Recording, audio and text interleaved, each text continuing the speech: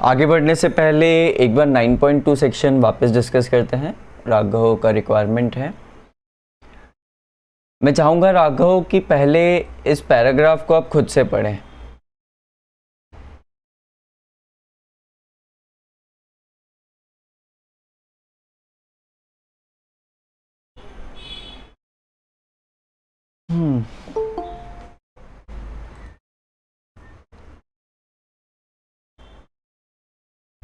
मैं चाहूँगा कि पहले इस पैराग्राफ को आप खुद से पढ़ें एक बार।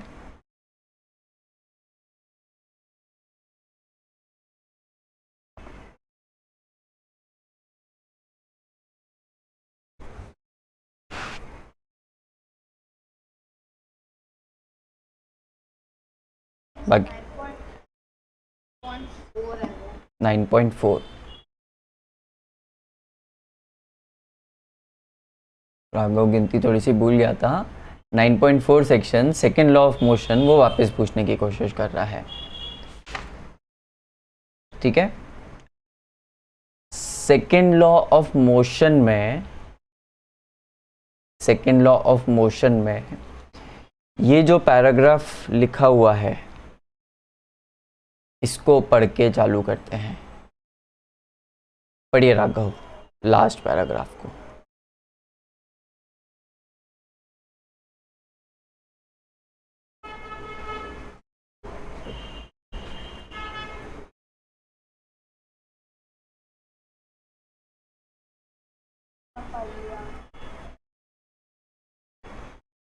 इस पार्ट में जो लिखा गया है, इस पैराग्राफ में जो लिखा गया है उसी के थ्रू समझना है हमको। सबसे पहले समझना है rate of change of momentum को।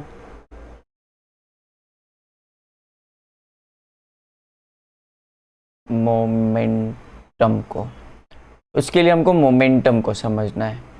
मोमेंटम एक क्वांटिटी होती है, सिंपल क्वांटिटी होती है। जब किसी ऑब्जेक्ट का मास को उसकी वेलोसिटी से मल्टीप्लाई कर दिया जाता है तो एक क्वांटिटी मिलती है मोमेंटम।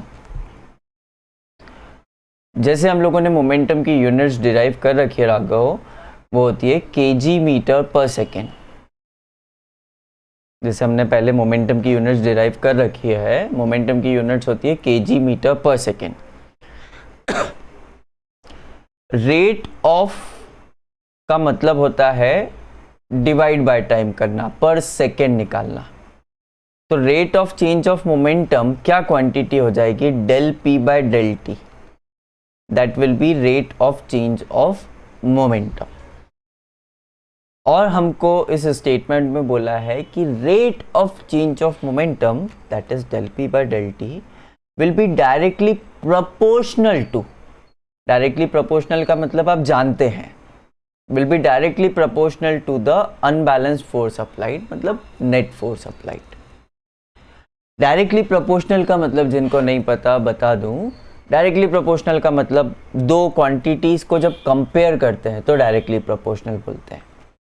जब एक क्वांटिटी बढ़ रही है और दूसरी क्वांटिटी भी बढ़ रही है उसके साथ, उसके इफेक्ट से, तो उनको बोलते हैं प्रोपोर्शनल, डायरेक्टली प्रोपोर्शनल। या एक क्वांटिटी कम हो रही है और दूसरी क्वांटिटी भी कम हो रही है, मतलब जो चेंज आ रहा है क्वांटिटीज में, एक में जिस डायरेक्शन में चेंज आ रहा है बढ़ना या घटना, दूसरे में भी उसी डायरेक्शन में चेंज आ रहा है, उसको बोलते हैं डायरेक्टली प्रोपोर्शनल। ये 8th क्लास की मैथ्स में पढ़ चुके हो आप।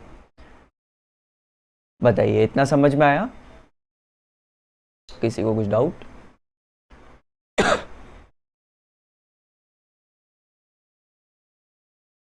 किसी को कुछ डाउट? मेरी वॉइस आ रही है ना? हाँ, तो यही इसमें समझाया है, इसी पैराग्राफ में यही समझाया है। Take few minutes and read the paragraph, इस बार समझ में आ जाएगा। 3-4 मिनट हैं आपके पास, सब लोग रीड कीजिए पैराग्राफ को।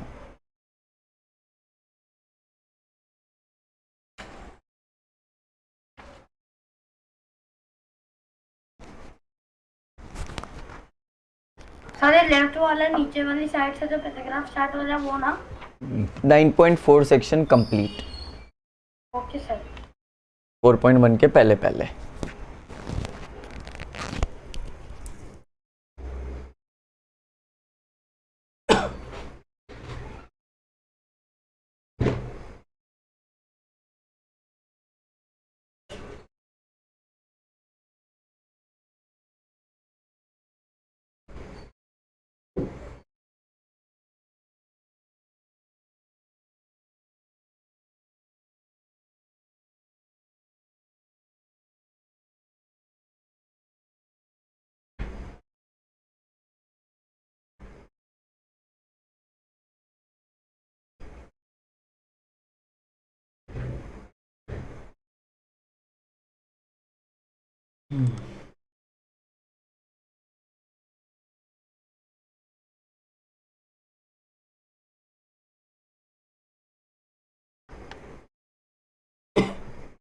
एक्सक्यूज मी सर, बोलिए। सर मुझे ना इनर्शिया और एक्सेलरेशन में मतलब बहुत कंफ्यूजन होता है कि इनर्शिया क्या होता है और एक्सेलरेशन क्या होता है, कंफ्यूजन होता है मुझे। ओके, इनर्शिया को आपको सिर्फ क्वालिटेटिवली बताया है। इनर्शिया सिर्फ एक टेंडेंसी के रूप में बताया है। इनर्शिया का कोई फॉर्मूला नहीं है। आप पेजेस पलट के देखिए, कहीं भी इनर्शिया का फॉर्मूला नहीं बताया आपको, नहीं बताया ना। इनर्शिया की यूनिट, उसका फॉर्मूला, ये सब नहीं बताया नहीं है। बताया है। इनर्शिया एक प्रॉपर्टी है। क्या प्रॉपर्टी है बता सकते हो? मास की एक प्रॉपर्टी है। क्या प्रॉपर्टी होती है? सर आपकी वॉइस क्रैक हो रही है। एक बार रीजॉइन कर लो। आपको अभी आ रही है? वीडियो ऑफ करा तो।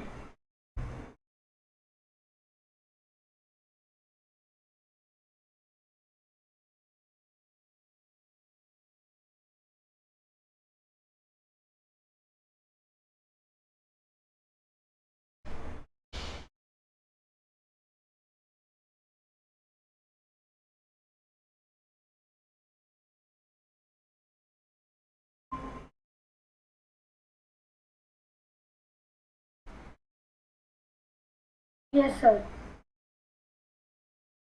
अभी आ रही है? सर आता है पर आपकी स्क्रीन थोड़ी सी ब्लर हो रही है। इनर्शिया एक प्रॉपर्टी होती है। क्या प्रॉपर्टी होती है बता सकते हो? सर आई थिंक जो इनर्शिया प्रॉपर्टी होती जो मतलब जो कि रेस्ट कोई हम मोशन बताती है, जैसे कि रेस्ट पे है बॉडी, कि अगर अपन एक्सटर्नल फोर्स लगाया तो मूव कर रही है वो बॉडी, प्रॉपर्टी होती है। नहीं, नॉट एग्जैक्टली। नहीं, इनर्शिया इनर्शिया प्रॉपर्टी के कारण एक चीज जनरेट होती है जिसको बोलते हैं रेजिस्टेंस, रुकावट, अपोजिशन। और वो रेजिस्टेंस किस चीज का होता है? Resistance change to state of motion का होता है। Change to state of motion का होता है। अब स्टेट ऑफ मोशन जानते हैं? Yes sir. State of motion में चेंज कौन करता है? Sir external force. Very good. State of change of state of motion का मतलब एक्सेलरेशन होता है, राइट? सर मैं वीडियो ऑफ रख सकता हूँ? हाँ, मेरे यहाँ हाँ। पे बहुत network issue. Change to state of motion का मतलब एक्सेलरेशन होता है, राइट? Yes sir. पर क्या inertia change to state of motion होता है? नहीं। इनर्शिया ऑब्जेक्ट की प्रॉपर्टी होती है जिसके कारण किसी भी change to state of motion को ऑब्जेक्ट रेजिस्ट करता है। मैं वापस बोलता हूं, इनर्शिया ऑब्जेक्ट की प्रॉपर्टी होती है जिसके कारण कोई भी ऑब्जेक्ट या mass change to state of motion को रेजिस्ट करता है, वो होता है inertia. A object at rest would remain at rest. An object in motion would try to move with same velocity. It is the property of inertia. और inertia को तोड़ कौन सकता है? फोर्स। inertia जब टूटता है यस सर। तब एक्सेलरेशन दिखता है। तो they both are not the same. थोड़ा क्लियर? Yes sir. मतलब इनर्शिया वो प्रॉपर्टी होती है जो कि change of state of motion को डिफाइन करती है, रेजिस्ट करती है। रेजिस्ट करती है। हाँ। और एक्सेलरेशन वो होता है जब inertia inertia state of motion को रेजिस्ट करती है, तो जो आउटकम निकलता है वो एक्सेलरेशन होता है। नहीं, एक्सेलरेशन थोड़ा सा गलत बोला। Change of state of motion खुद एक्सेलरेशन होता है। एक्सेलरेशन मतलब change of Yes, sir. Velocity per unit time. Yes sir. State of motion मतलब constant velocity, change of state of motion मतलब चेंजिंग वेलोसिटी, तो वो एक्सेलरेशन हो गया। Okay sir. ठीक है, acceleration is more important. Okay Raghav, acceleration is more important to understand. एक बार एक्सेलरेशन अलग कर लो आप समझ के, तो आपको इनर्शिया ज़्यादा बेटरली समझ में आएगा। 9.4.1 राघव, ये डेरिवेशन है। डेरिवेशन मैंने पिछली 2 क्लासेस में 2-3 बार बताया है और उसके रिकॉर्डेड वीडियोस हैं, मैंने पोस्ट भी किए हैं, तो उसमें से देख लेना आप। फिर भी नहीं आए तो पूछना, 2-3 बार मैंने इसलिए करवा दिया डेरिवेशन। ये क्वेश्चंस हुए सबसे पांचों। सर आपकी वॉइस 9.1 बहुत क्रैक हो रही है। आपका नेट का एरर है बेटा। पांचों क्वेश्चन हुए 9.1, 9.2। सर मैं 2-5 मिनट में रिजॉइन करता हूँ सर। दिव्यजा? आपकी वॉइस आई नहीं रही है। दिव्यजा,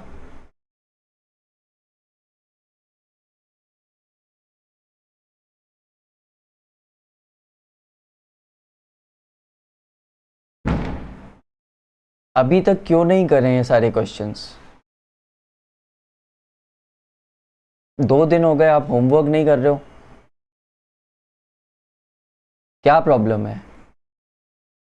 सर मुझे समझ नहीं आया ना, इसलिए।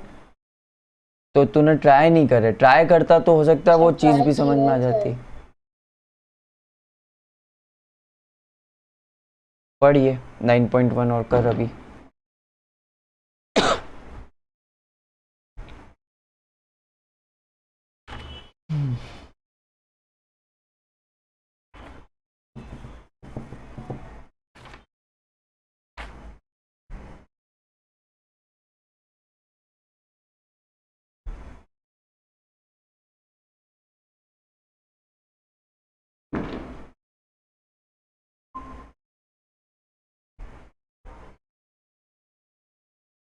सर मेरी वॉइस आ रही है?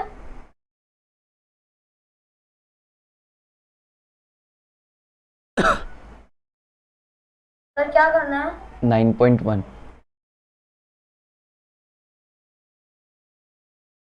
करा हुआ है।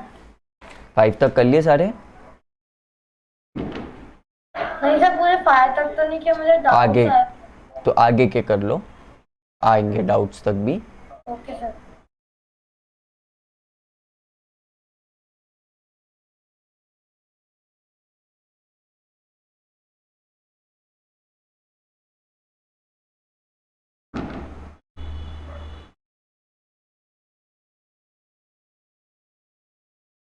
सर ये 9.1 में जो है वो ये लास्ट वाले पार्ट में मुझे एक चीज समझ नहीं आई। लास्ट वाले पार्ट में मेरा आंसर कुछ और आ रहा है। बताता हूँ।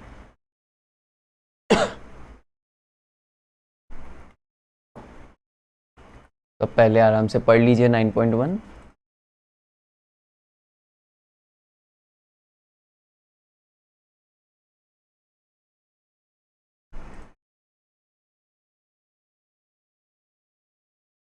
सर पढ़ लिया।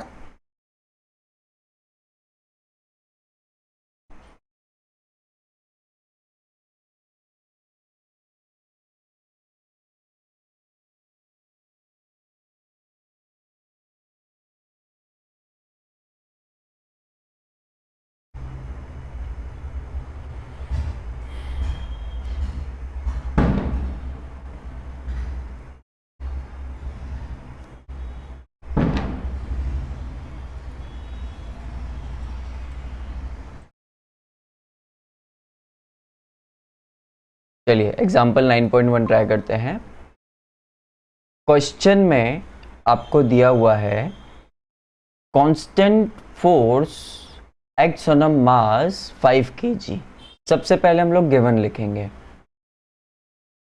गिवन है कि एक मास है 5 kgs का और उस पर कांस्टेंट फोर्स लग रहा है। कितने टाइम के लिए लग रहा है? 2 सेकेंड के लिए।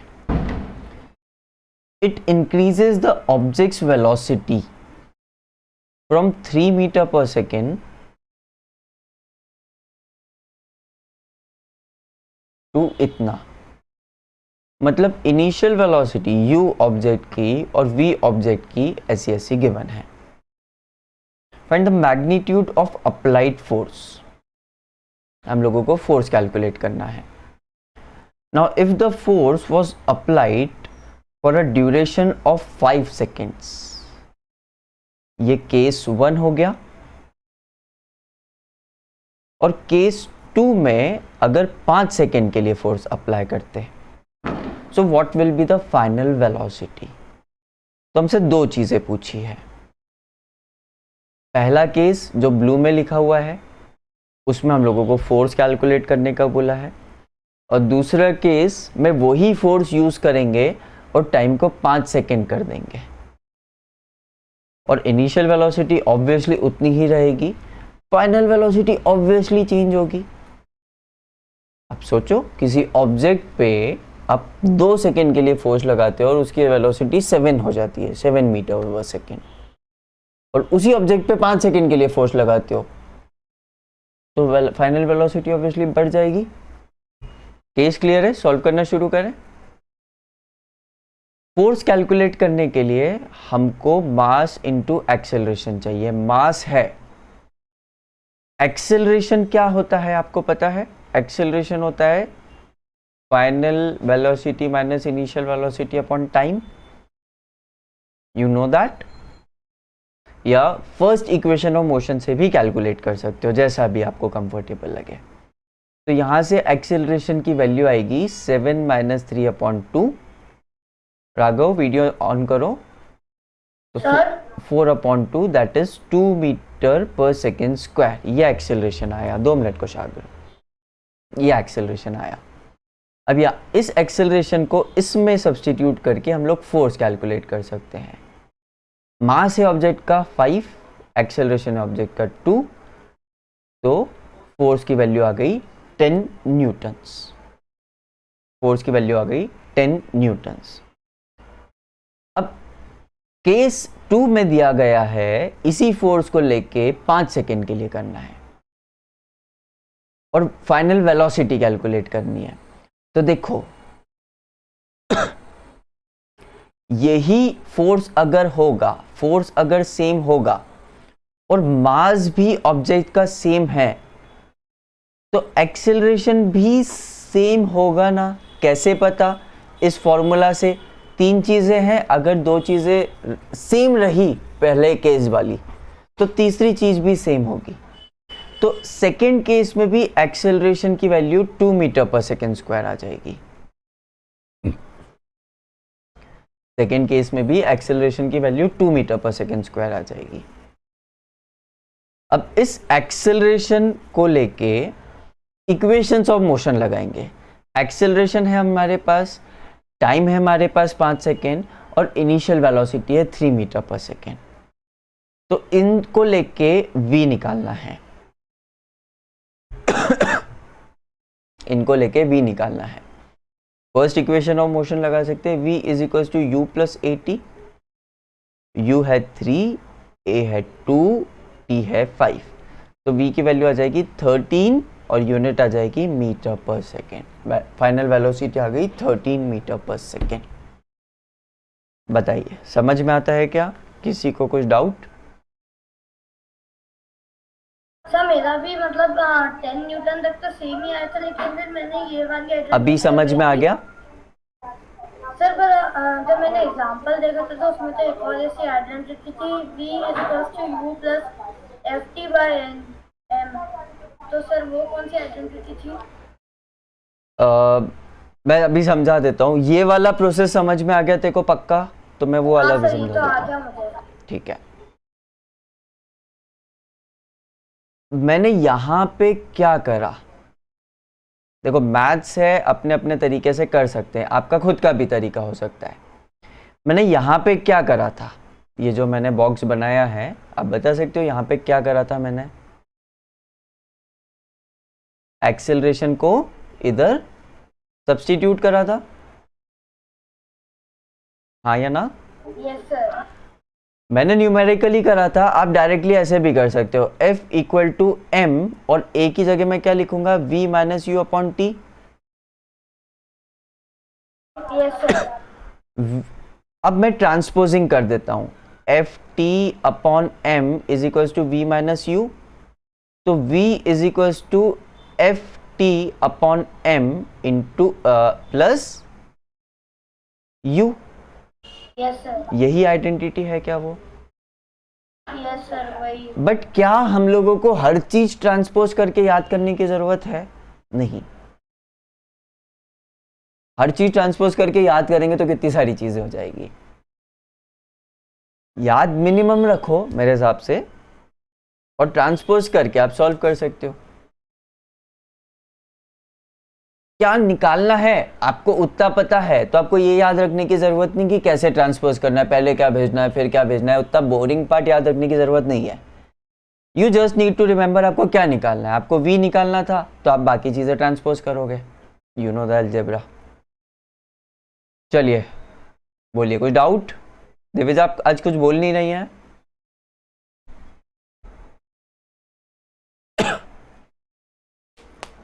राघव कैमरा चालू रखो।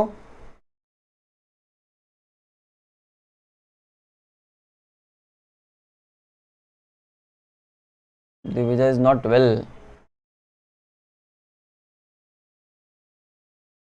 चलिए इरेज कर दूं।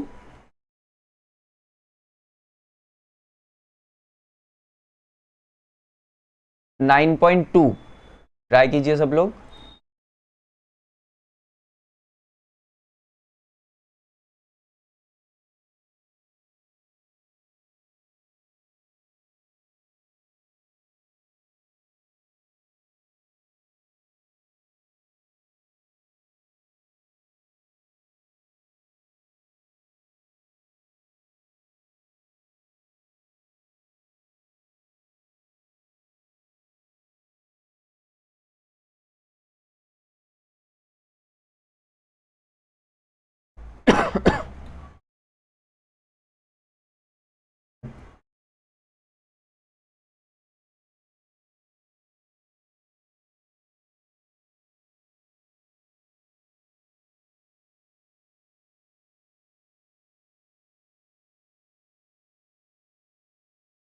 राघव क्लास में हो?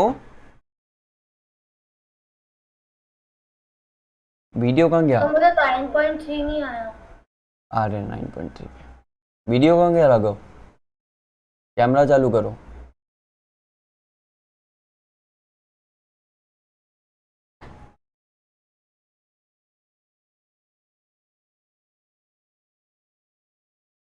कितनी बार बोलूँ राघव?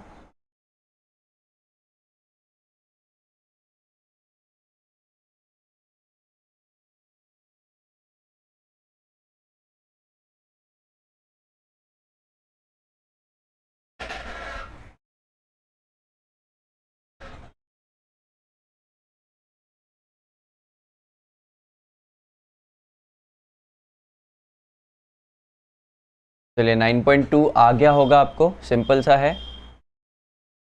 9.3 रीड कीजिए।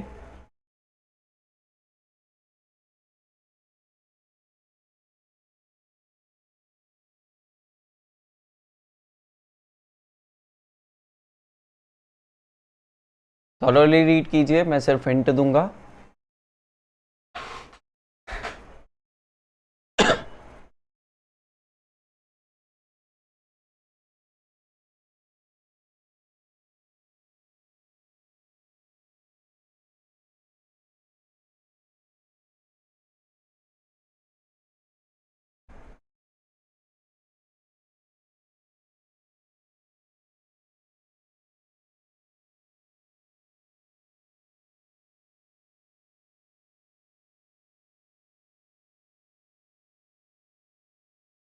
सर कर लिया रीड।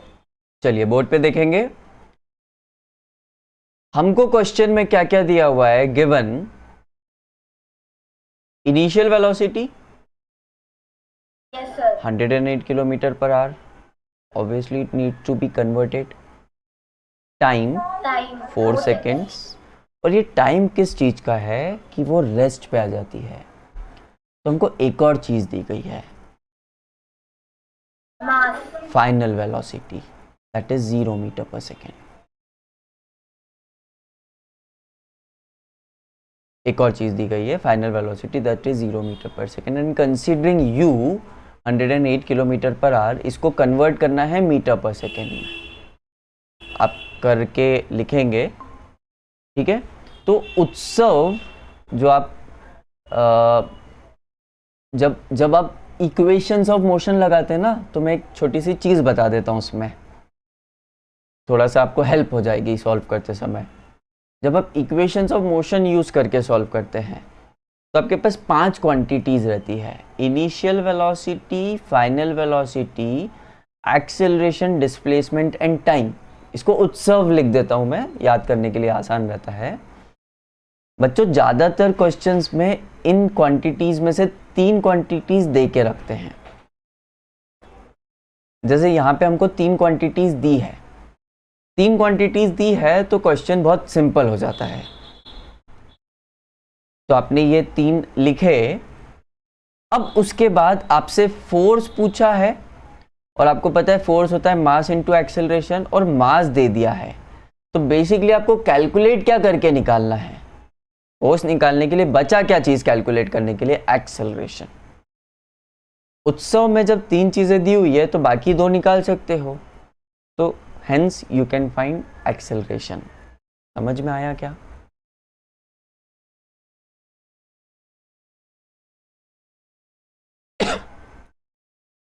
सर एक बार फिर से बता सकते हो? मैं ये बोल रहा हूं, उत्सव समझे आप? 5 चीजें हैं इसमें। यस सर किसी भी क्वेश्चन में इसमें से 3 दी गई है तो बाकी 2 चीजें आप निकाल सकते हैं यूजिंग इक्वेशंस ऑफ मोशन। ये एक पार्ट हो गया, इसको हटा दो। नाउ आई एम सेइंग कि आपको फोर्स निकालना था, and you know force is equals to mass into acceleration. तो फोर्स कैलकुलेट करने के लिए आपको मास तो दिया हुआ है, एक्सेलरेशन आपको कैलकुलेट करना है, and that you can calculate by the first equations of motion, sorry equations of motion, u v और t से, जो a is equals to v minus u upon t है, ये भी इक्वेशन ऑफ मोशन से ही आया है। यस सर तो यहाँ से hence you can calculate acceleration and then you can calculate force। Sir तो 27 आता है एक्सेलरेशन, और 27 इनटू नहीं। मास 27 नहीं आएगा। इनिशियल वेलोसिटी किन टर्म्स में दी गई है? यूनिट क्या है इनिशियल किलोमीटर पर वेलोसिटी? आवर। और एसआई यूनिट क्या होती है? Metre per second. ये पता है? यस सर तो आपको कन्वर्ट करना पड़ेगा मीटर पर सेकेंड में। आता है कैसे करते हैं? यस सर नहीं सर मैं भूल गया। पेज पलटो, फर्स्ट चैप्टर का पेज लाओ और देखो कैसे करते हैं। नहीं मिले तो पूछना, पहले देखो कैसे करते हैं फर्स्ट चैप्टर में से।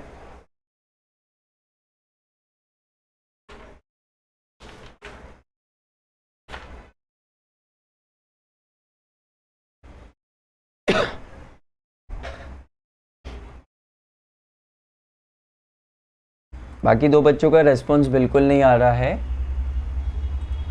आपको समझ में आ रहा है सब कुछ?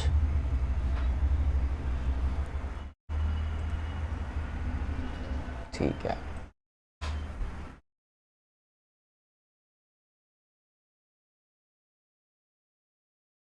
कन्वर्ट करना आता है यूनिट्स को, kilometre per hour to metre per second and metre per second to kilometre per our.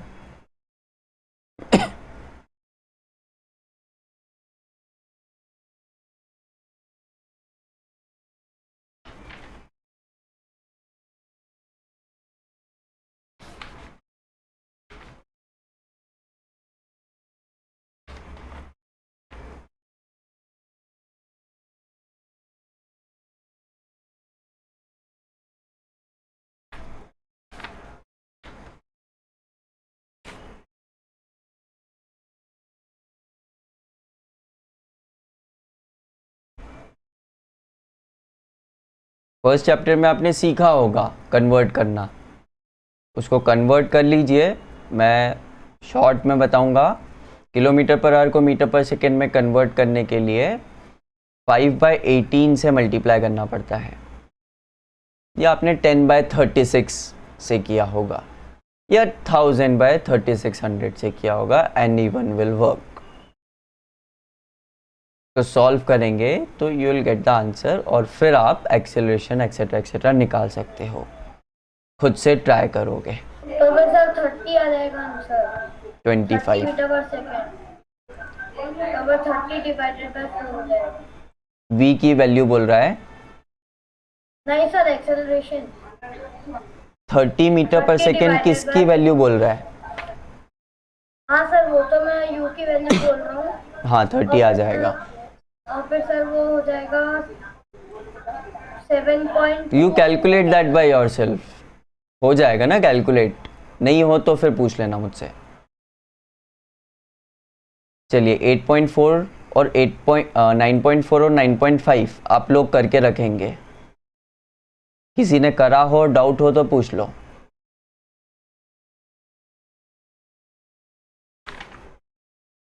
किसी ने करा हो और डाउट हो तो पूछ लो। है क्या?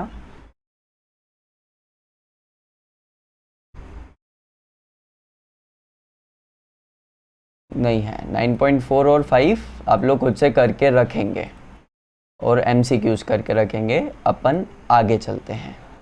सर एक्सेलरेशन का u minus v upon 2t होता है ना? उल्टा v minus you.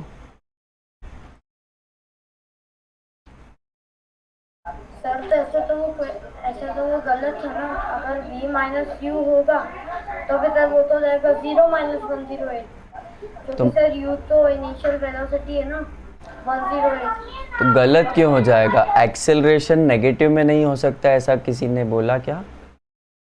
Acceleration negative में हो सकता है। सर तो वो तो -7 चल जाएगा। तो क्या हुआ? एक्सेलरेशन की वैल्यू नेगेटिव आ जाएगी। Okay sir. मुझे बता, acceleration 2 metre per second square का मतलब हर second velocity 2 metre per second से बढ़ रही है। Acceleration 2 metre per second square का मतलब हर second velocity 2 metre per second से बढ़ रही है। ध्यान से सुनना, जरा से में एरर हो जाएगी। Acceleration 2 metre per second square का मतलब हर second velocity 2 metre per second से इंक्रीज हो रही है। Okay sir. Acceleration -2 metre per second square का मतलब वेलोसिटी घट रही है हर सेकेंड 2 मीटर पर सेकेंड से। Negative acceleration means retardation. लिख लो कॉपी में। Negative value of acceleration means retardation.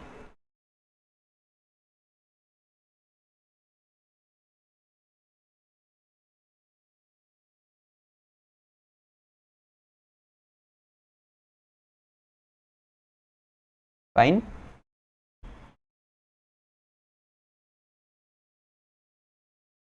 Yes sir.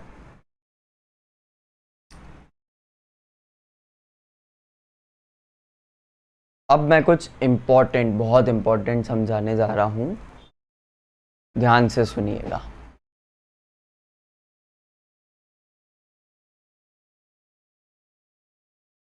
Galileo ने हमको इनर्शिया समझाया।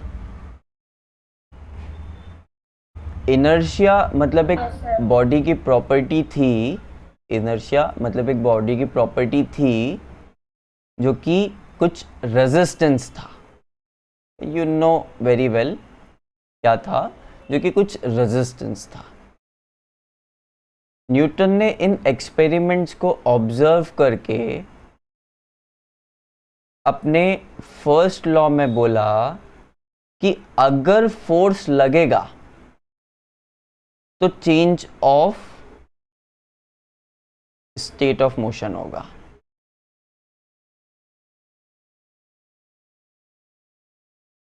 गैलीलियो ने क्या बोला था कि कोई भी बॉडी की प्रॉपर्टी होती है कि वो resistance to state of motion, resistance to change of state of motion show करता है। गैलीलियो ने बोला था कि भाई स्टेट ऑफ मोशन के चेंज को रेजिस्ट करता है। न्यूटन ने बोला, इन्हीं चीज़ों के बेसिस पे सपोर्ट करते हुए न्यूटन ने बोला कि किसी भी चीज़ का स्टेट ऑफ मोशन अगर चेंज करना हो तो क्या लगाना पड़ेगा, बोलो, फोर्स लगाना पड़ेगा। न्यूटन ने अपने सेकेंड लॉ में बोला कि आप फोर्स जितना लगाओगे उसके हिसाब से जो change of state of motion आएगा वो इस फॉर्मूले से गवर्न होगा। तो फर्स्ट और सेकेंड लॉ में बहुत अलग नहीं बोला न्यूटन ने। सेकेंड लॉ में उसने मैथमेटिक्स बता दी फर्स्ट लॉ की, सेकेंड लॉ में उसने क्वांटिटेटिव नंबर्स बता दिए, क्वांटिटेटिव फॉर्मूला बता दिया। फर्स्ट लॉ क्वालिटेटिव था। थर्ड लॉ में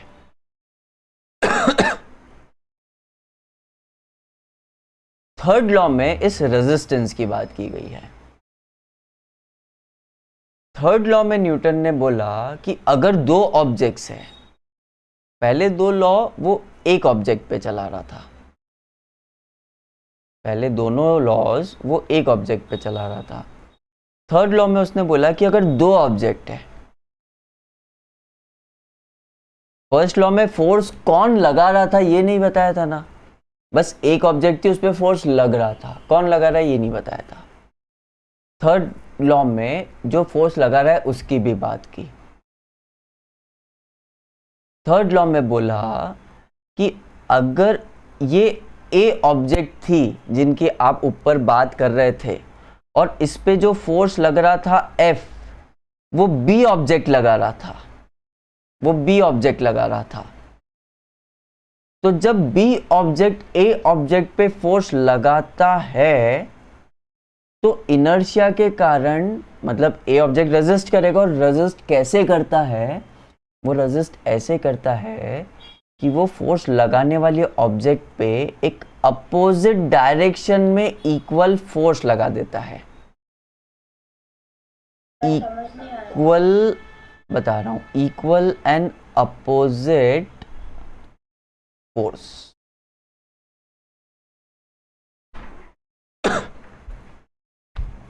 समझाता हूं, बहुत अच्छे से समझाता हूं।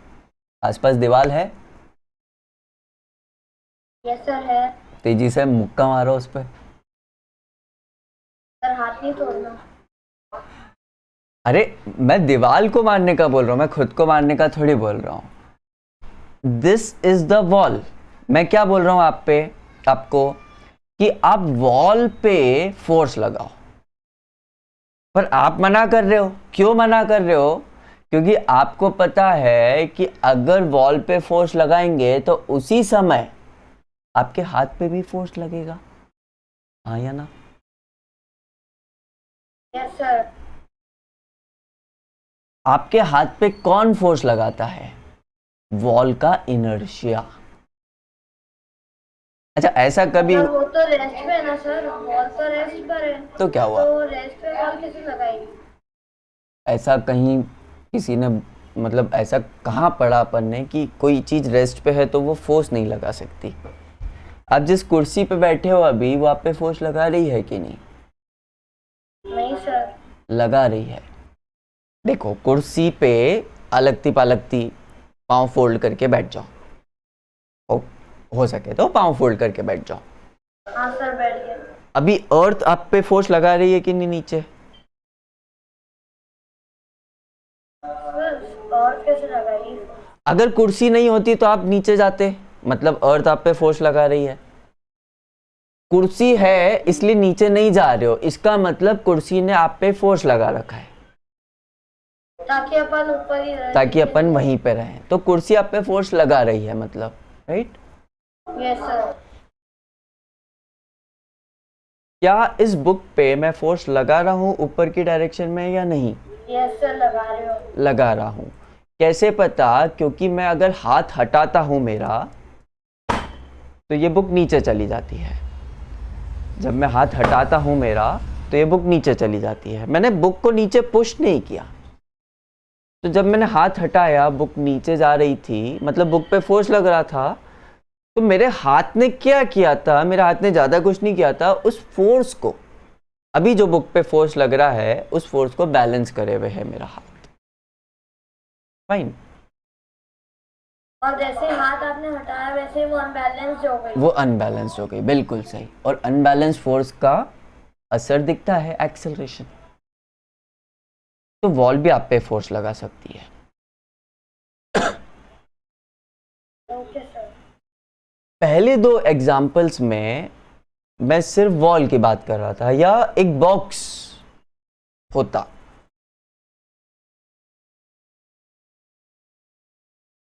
जैसे एक बॉक्स होता, उस बॉक्स पे फोर्स लग रहा है।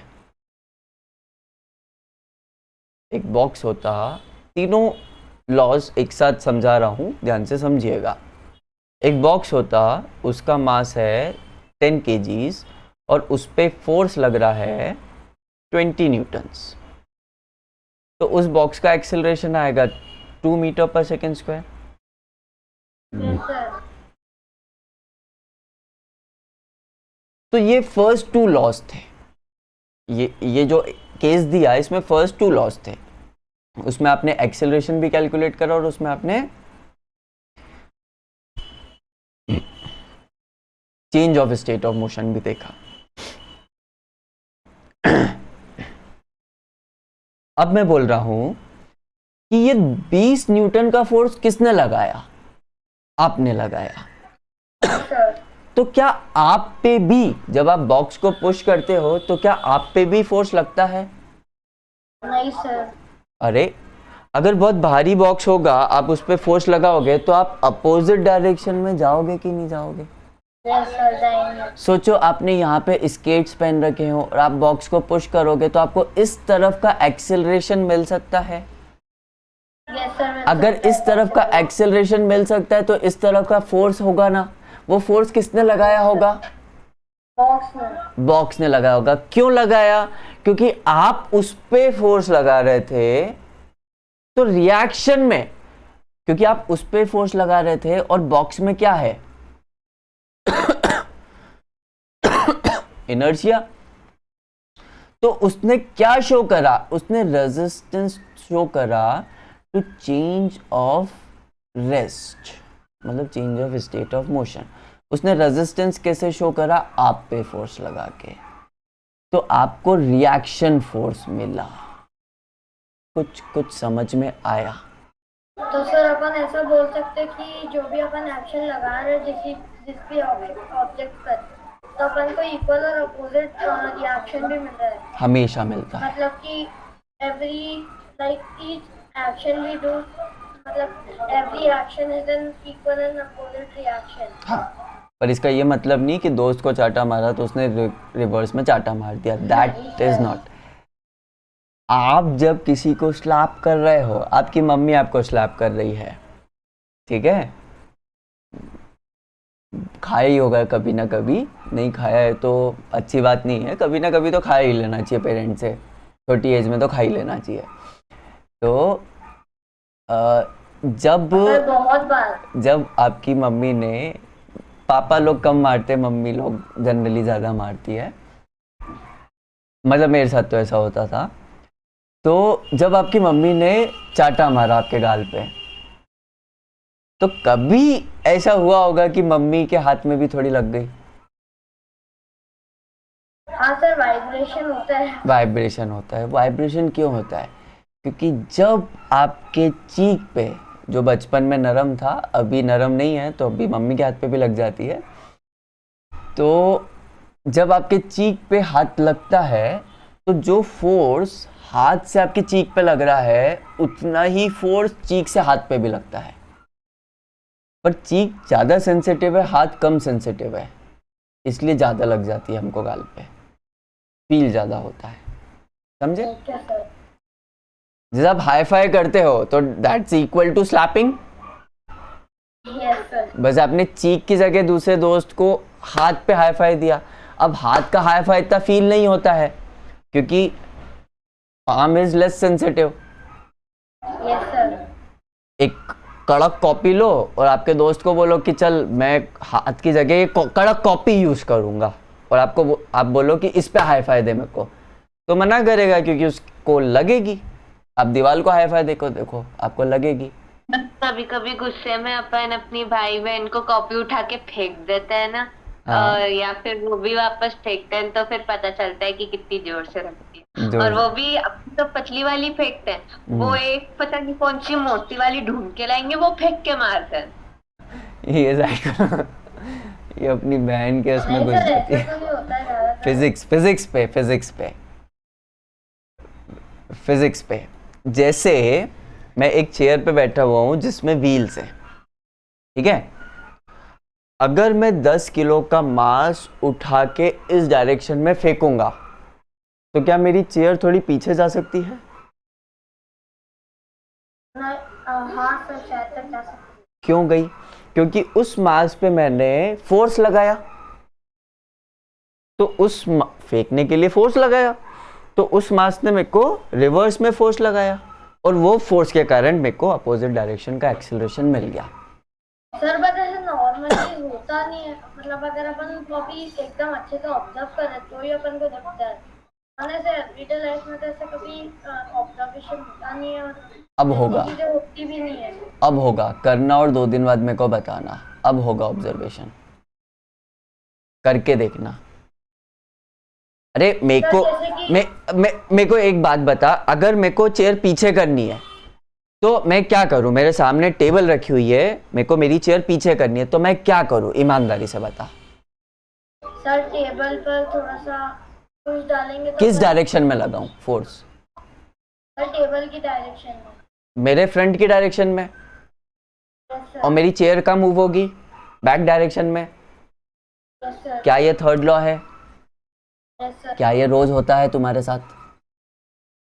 सर ऐसा ही एक एग्जांपल कभी होता है, जब अपन डिनर टेबल पे बैठते तो जैसे अपना डिनर होता है वैसे अपन टेबल पे Exactly, तो हाँ, तो वही तो रोज होता है, तुम अपन ऑब्जर्व नहीं करते, रोज होता है।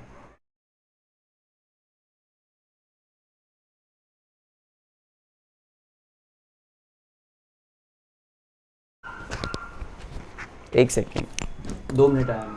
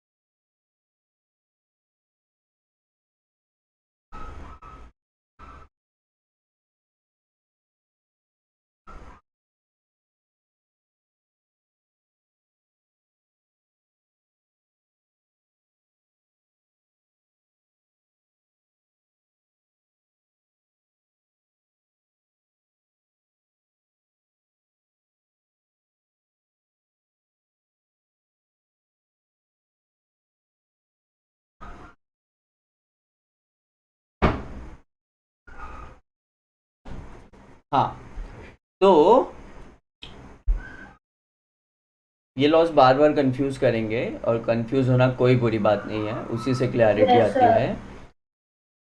एक बात ध्यान में रखने की जरूरत है, फर्स्ट 2 लॉज 1 ऑब्जेक्ट सिस्टम के लिए है, थर्ड लॉ थर्ड है सेकंड के लिए। 2 ऑब्जेक्ट सिस्टम के लिए है, 2 ऑब्जेक्ट सिस्टम के लिए। 2 ऑब्जेक्ट, आप डायग्राम देख लीजिए, 2 ऑब्जेक्ट को जब आप दोनों को कंसिडर करेंगे तब थर्ड लॉ समझ में आएगा। आप कभी दो को और कभी एक को कंसिडर करेंगे तो आपको थर्ड लॉ उतने अच्छे से समझ में बिल्कुल ही समझ में नहीं आएगा, उल्टा टीचर्स कंफ्यूज कर सकते हैं आपको। जब आपको थर्ड लॉ में आप वो चालू तो दो ऑब्जेक्ट सिस्टम से करते हैं, पर फिर एक ऑब्जेक्ट सिस्टम बना के पूछ लेते हैं क्वेश्चन, तो वहां पे थर्ड लॉ नहीं समझ में आता। क्लियर? ठीक है, तो थर्ड लॉ से हम चालू करेंगे 9.5 9.6 मैं कल समझाऊंगा। कल मुझे अभी तक जो आपने लिख रखा है वो पूरा पोस्टेड चाहिए, नहीं तो मेरे को कल पेरेंट्स से बात करनी पड़ेगी। आप लोग क्वेश्चंस कम कर रहे हो, कुशाग्र फिर भी कर रहा है। यहाँ तक कंप्लीटेड चाहिए मेरे को 9.4 तक, वो एमसीक्यू शीट हो, वो बुक की रीडिंग हो, वो बुक के इन टेक्स्ट क्वेश्चंस हो, वो नोट्स हो, कुछ भी हो, ओके सर। सबसे कंप्लीट चाहिए। ठीक है राघव?